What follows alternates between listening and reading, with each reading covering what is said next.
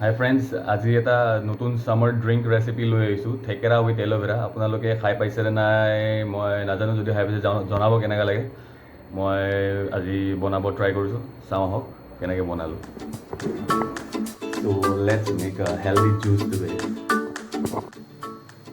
জুচটোত মই কি ইউজ কৰিছোঁ চাই লওক। এইটো হ'ল আপোনাৰ থেকেৰা, ৰাতি ভিজাই থোৱা 4 টুকুৰমান, এইটো হানি অলপমান, এটা আপোনাৰ আদা লৈছোঁ সৰু চাই, আৰু 4 ইঞ্চিমানৰ এটা এল'ভেৰা কাটি লৈছোঁ ফ্ৰেছ।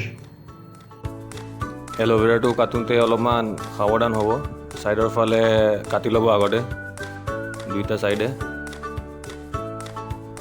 তাৰপিছত মাজৰটো ওপৰৰ ছালটো এৰাই ল'লেই হ'ল, চামুচেদি চুচি পিনে ওলাই ল'ব পাৰিব গোটেই।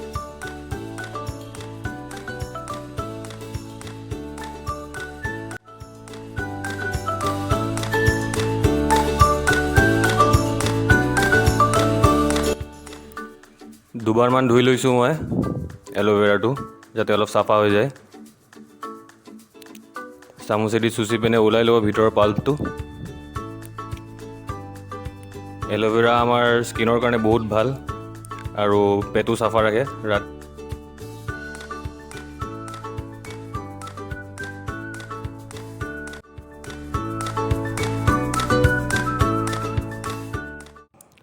আদাটো বাকলিটো চেলাই ল'ব ভালকৈ ধুই মেলি, তাৰপিছত গোটাকৈ দি দিম আমি ব্লেণ্ডাৰত।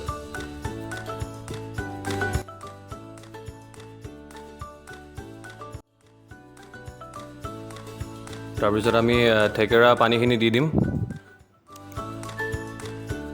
থেকেৰা আমাৰ বডিৰ ডাইজেশ্যনৰ কাৰণে বহুত ভাল, আৰু ইমিউনিটিটো বুষ্ট কৰি ৰাখে, আৰু পেটটো ঠাণ্ডা কৰি ৰাখে।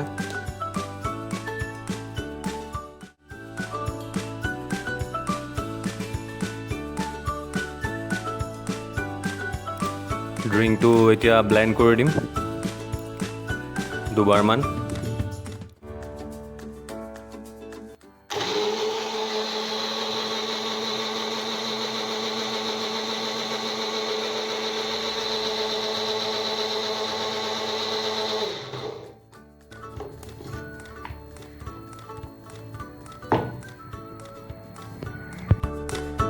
ড্ৰিংকটো ৰেডি হৈ গৈছে। এতিয়া চেকনিৰে অলপমান চাকি ল'ব, যাতে জাবৰখিনি গুচি যায় আৰু।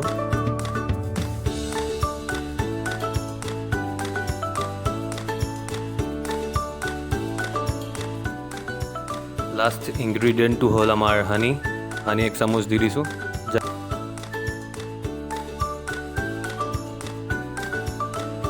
আৰু লাষ্টত অলপ পানী দি দিছোঁ। এয়া ৰেডি।